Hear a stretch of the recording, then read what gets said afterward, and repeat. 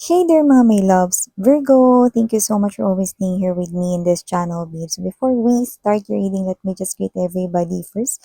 Hi and hello there new viewers. My name is Yan. Welcome po. At sa mga returning kong mga tambayers, thank you sa inyong walang sawang pagtambay, no? And syempre, kung hindi niyo pa nalalaman, mayroon pa po tayong isa pang channel. Ang link ay nilagay ko sa description box ng reading na to. Kaya naman, if interesado kayong tumambay dyan din, kita-kits din po tayo dyan. So, araw-araw ay may ina-upload din tayong collective readings. And when we say collective readings, no matter what your zodiac sign is, pwede kayong makinig ng malaya, no? At i-claim mga mensahe kung gusto ninyo. If not, mag-resonate yung ibang mensahe, then just leave the rest behind kasi baka para yun sa ating other viewers. Okay? At tandaan nyo, wala tayo ditong gender, sa babae, lalaki, LGBT, lahat welcome. Pwede rin i-switch yung mga roles dahil possible talaga magka-swap ang mga roles dahil isa itong general reading. And lahat kayo ay may free will kayo, like it's up to you, okay? Kung i-claim nyo yung mga messages or not. So, let's see what do we have here for you, guys. Archangel Michael, thank you so much. Can we get messages right here? Thank you din sa ating mga angels and guides. Can we get messages for Virgo, please? Kung may cross-watchers si Virgo, welcome din kayo mga babes. Kung may Virgo placement sa kanilang natal or birth chart, welcome din po. Just take only what resonates. So, messages for Virgo, please. What does Virgo needs to know? Can you please show me? What does Virgo needs to know?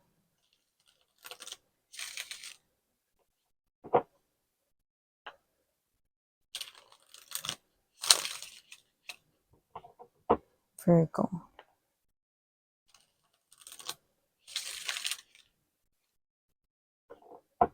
Okay, so nag-lunch na ba kayo, Virgo? Okay. So, yan. Iba merienda na ata ngayon. So, we have here for you guys the 5 of brushes.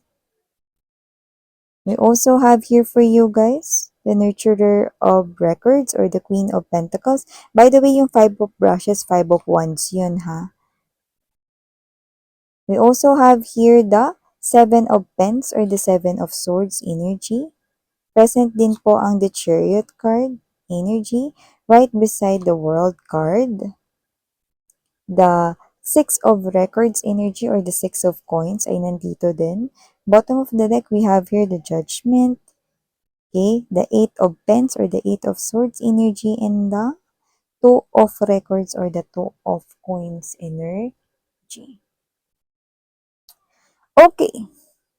So nakikita ko dito na mukhang nasa loob ka ng isang kompetisyon kung saan may kinalaman ang larangan ng iyong money or kaperahan. So nakikita ko dito na parang you are going into bushes, no? Na parang hindi mo mahanap yung right na parang dapat mo ritong gawin na may kinalaman sa yung pera. So iba-iba yon, may kanya-kanya kayong pinagdadaanan, no? Specific na mga pinagdadaanan. Yung iba, pwedeng hindi alam kung anong trabaho yung a-applyan.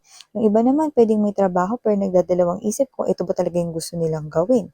Yung iba naman, gusto rito magnegosyo pero hindi alam anong negosyo ang gusto nila talagang gawin, no?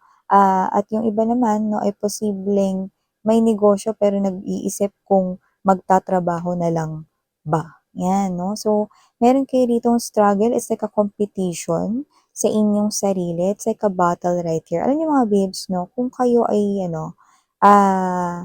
nag-iisip ng mga problema, nagsastruggle sa inyong kapirahan, okay? At kung gustong magnegosyo, hindi alam kung ano yung gustong inegosyo, no? Ano ba talaga yung gusto nyong gawin? Ano? It's like a tip, no? Ano ba talaga yung gusto mo, hilig mong gawin, no? At tingnan mo kung patok ba yun sa trend, no? Or makakasabay ka ba sa parang uso ngayon? Kasi importante na parang nasasabayan din natin, no? Yung timpla ng masa, lalo na kung negosyo yan. Okay? So, nakikita ko dito, no, na pwede mong i-apply yung hilig mo doon sa negosyo na gusto mong gawin. Okay? Pwede ka rin mag-search, mangalap, no, ng ano bang mga ano ngayon, 'di ba? mabenta ngayon, no? Yung mga hindi nawawala sa uso tulad ng pagkain, inumin, no? Yung mga ganyan, damit, 'di ba? So, kung ano man yan, pwedeng mag-franchise kayo ng um, talagang subok na, no? Na, na kilala na, no? Na kung ano man yung pa-franchisein ninyo na negosyo, yan. So, nakita rin tayo na kung ganun yung binabalak ninyo with the nurturer of records, possible din yan na mag-grow. Okay? Ang nakikita ko dito, yung iba, kung may negosyo na kayo, ilagay nyo raw sa online, mga mahal, dahil ang world card is an indication of um, connect-connect 'no, sa iba't ibang parts ng mundo 'no. So, bukod sa word of mouth 'no, na nakatutulong at makatutulong 'no, sa paparating ng negosyo, okay sa iba't ibang panig ng mundo, mas maganda rin na mas madaming platforms, ang platforms ibig sabihin nun, mas maraming, parang advertisement yun, eh, 'no. Puwede mong i-post sa Facebook mo, sa Instagram mo, sa TikTok mo, ganyan. Or puwede mo lagay 'yan sa mga online shops like Shopee, Lazada 'no, 'yun, okey? Puwede niyong gamitin 'yun to expand ang inyo ritong, chance 'no, para mapalawak ang inyong koneksyon, para mas mapakita yung negosyo na 'yan. Yung iba na nahihirapan rito, gusto magtrabaho, hindi alam kung anong trabaho talaga yung gustong gawin or may trabaho naman pero nag-iisip na parang hindi 'yun yung gusto nilang gawin din. Ano ba yung gusto mo talagang gawin? Ano ba talaga yung mahal mong gawin, yung interesado kang gawin, no? Ano ba yung hilig mo, no? Alamin mo yung sarili mo, you'll discover a lot. Hindi mo kailangan magmadali, no? Yeah, umaandar yung time, pero hindi mo kailangan magmadali. Okay? Focus. Kasi pag nahanap mo yung center mo, nahanap mo kung ano yung gusto mo ritong gawin talaga, sunod-sunod na yan. Kasi hindi magpa-fluctuate, hindi magdi-decrease, at hindi bababa yung energy mo dahil kung ano man yan, nandiyan na nakalagay yung hilig mo. If you love what you do, hindi mo mararamdamang nagwo-work ka, and then money keeps on coming to you, 'di ba? Napakasarap nun sa feeling, no? You feel happy, you're working, and at the same time, you're comfortable at kumikita ka, 'di ba? So, meron din ditong indikasyon na meron dito mga taong tutulong sa'yo, okay? Possible na mga kaibigan mo 'to, katrabaho. May mga connection sila rito na posibleng ipakilala sa'yo or kung saan nilang ipapakilala sa'yo, 'no? So, makatutulong yun bilang alliances mo or support sila sa trabahong gagawin mo, mapanegosyo man yan or whatever, may paparating na tulong, yan. So, maliban diyan mga babes, nakakita rin ako dito ng energy ng healing, yan 'no. Meron ba sa inyo na parang nagkasakit recently, nilagnat, inubo, sinipon, mga ganyan, no? Or galing sa surgery or whatever, I'm seeing faster recovery. If this is not you, this could be someone from your family, no? Like a family member. It could be an indication of someone here, like a parent mo, or like your lolo at lola here, no? So, it gives me this type of vibe that it could be your parent. Okay? Kung sino man ito, Chariot card energy, fast recovery, at nakikita ko rito na mas gaganda pa yung pakiramdam ng tao na yan, no? So, amen tayo dyan mga mahal, no? No matter what your religion is, no matter what you believe is, no matter what your tradition background is, I'm seeing, no, that it is because of your faith, it is because of your prayers to your God, to your universe, no matter how you call it, okay? Universe, no, naririnig niya ang inyo. God hears all of your prayers. And the recovery, kung ikaw man yung nagkasakit, is magtutuloy-tuloy. And the recovery, kung yan man is someone from your family, yan ay magtutuloy-tuloy. Okay, sorry about that commercial mga babes, no? So, yun nga, going back right here, no? So, fast recovery ang nakikita natin, no, dyan. So, no need to worry, okay? Sabayan nyo rin ng, pagpapalakas ng katawan ninyo, kumain kayo ng madami, minom kayo ng tubig ng madami, no, para ma-cleanse, no? Yan, no, ang inyong body, and at the same time, mag-exercise kayo, no? Yan, kasama din yan. Pero syempre, huwag naman masyadong stretch muna. Ask your doctor, of course, no? So, yun nga, no? Maliban dyan, mga babes, nakita rin ako dito, Virgo, no? Nang medyo-medyo, mga babes, no, gumaganda ang inyong kaperahan. At pag gumanda na yan, kasi yung iba, no, nagsistruggle kayo sa kaperahan. Pag gumanda na yan, eto ng asungot. Yan, no? may asungot tayong nakikita dito, 'no. So, nakikita ko na itong tao na 'to 'no, ay parte ng mundo mo.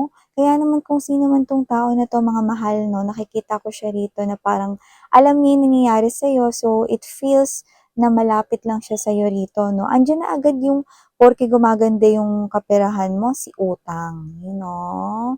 Parang nagbabawi at nagsisimula ka palang bumawi ay si utang. Mangungutang siya sa'yo rito 'no. So, nakikita ko dito na okey lang na tumanggi, okey? Kasi parang nakita ko na natutulungan mo naman na siya noon 'no. Pero ngayon kasi mga babes 'no, 'wag na muna kasi kung sino man siya mukhang feeling ko nagsisinungaling lang siya sa tunay na reason kung ba't siya manghihiram, okey? So, may nase-sense tayong hindi siya magsasabi ng totoo pagdating sa rason kung bakit niya kailangan ng pera or bakit siya manghihiram sa iyo, 'no? So, nakikita ko dito na magkakaroon ka dito ng magandang pasok ng pera, unti-unti, oo. Kasi Pentacles records kasi 'to, 'no? Ibig sabihin nito slow energies, 'no? Pentacles, coins, pero steady, tuloy-tuloy 'yan. Tatapa kayo sa energy na magkakaroon kayo ng lots of money, lots of ipon, pero tiyon-tiyoni, 'no? Slowly, 'yan, okey? So, maliban diyan nakita rin ako dito ng energy 'no, na mukhang okey, meron dito na parang nakakaalala sa'yo. So, may mga taong nagbabanggit siguro ng pangalan mo, may mga tao sigurong naikukuwento or naitatanong ka sa kanya. Kung sino man siya dito mga babes 'no, may energy siya ng resistance. So, Virgo 'no, kung sino man siya parang hindi ka pa talaga niya nalilimutan pero maraming mga bagay ang nagpapaalala sa'yo sa kanya. At sa mga susunod na araw at yung iba nga nangyayari na ngayon 'no, na itatanong na kayo nito sa kanya. Which is yun yung nagdudulot rito ng mas lalong pag-struggle 'no, like challenging yun sa kanya. Bakit 'no? Kasi pinipilit niya kasi na na i-push na makalimutan niya kayo rito 'no, pero yun nga 'no mga babes, nakikita ko rito na medyo struggle yun sa kanya. So baka kung sino man 'to, hindi pa gano'n katagal nung naghiwalay kayo, gano'n 'no? Or, puwedeng bahala kayo kung anong klaseng period yung matagal kasi yung iba puwedeng matagal na pala yung 1 taon, iba naman matagal na yung 3 buwan 'no? So, kanya-kanya kayo rito ng categorization. Pero sa nakita ko dito parang feels like fresh. So, siguro parang energy ng kailan lang kayo nag-break or parang fresh pa rin sa kanya na nag-break kayo pero matagal na pala. Gayunpaman, mas mahihirapan siyang maka-move on sa'yo sa mga susunod na araw dahil may mga magtatanong, magpapaalala na, "Uy, kayo pa ba ni ano, Virgo?" Yan, mga gano'n 'no, or, "Ay, naku sayang naman." So, 'pag yun yung sinabi 'di mas lalong sakit ulo siya, 'di ba? So, kung sino man ito, hindi siya makakapag-focus sa kanyang trabaho with the 8 of Pence energy, hindi ko siya nakikitang makakapag-focus sa kanyang trabaho rito dahil kakainin siya rito ng thoughts of you, yan 'no. Feels like an energy of an ex-person right here, okay. So, sa energy mo nakikita ko na mas magiging happy ka habang lumilipas rito ang mga, araw 'no, at mga buwan. Ay sorry, yan nagalaw yung ating ano 'no, lalagyanan ng phone. So, yun nga 'no, nakikita ko na may mga tao rito puwedeng mga kaibigan mo, mga relatives 'no, yung mga ka-close mo sa soul tribe ninyo, sa community ninyo 'no. Nakikita ko na makatutulong sila 'no para maging masigla ka, masaya ka. So, parang may mga gagawin kayo siguro gala-gala or baka may bakasyon dito or baka meron ditong event pupuntahan ninyo or baka may birthday, may mga kasiyahan. Tas ito ay hindi naman yung araw-araw meron, pero meron ditong magkakasunod like 'di ba ngayon meron, sunod na buwan meron ulit 'no, parang may gala kayong gano'n and dahil do'n mas naayos yung well-being mo and at the same time, parang nagkakaroon ka ng parang dagdag energy kasi nakakakuha ka ng lakas from them, 'no? The more na happy ka, the more na tumatawa ka, the more na legit yung happiness mo, the more na nagra-radiate dito, 'no, ang iyong light and you attract opportunities lalo na pagdating sa pera. So, yun nga mga babes, no? Antaray. And last but not the least, yung iba parang meron kayo rito makakompetensya, you know? Ito ay hindi para sa lahat pero sasabihin ko na rin. Meron dito na kung may nililigawan kayo, tapos wala namang ibang nanliligaw sa kanya, no? The moment na parang feeling niya, sasagutin niya na kayo, yan, no? I repeat, hindi 'to para sa lahat 'no, merong isa pang darating na options, pero 'wag mag-alala, challenge lang 'yun. At saka maganda na rin 'yun, tingnan niyo 'yun sa ganitong positibong anggulo. Mas makikita dito kung ikaw ba talaga or seryoso siya sa pagpili niya sa'yo or titimbangin niya pa kung, ano, yung magiging role ng paparating. So, dito niyo rin masusukat 'yun 'no. So, challenge lang 'yun, nakikita ko rin dito na kayo at kayo pa rin ang sasagutin niya, okey? So ito yung mga nakuha natin dito Virgo, maraming salamat sa oras mo and again I'm your Yana Oni, signing here, love and light. Ayan.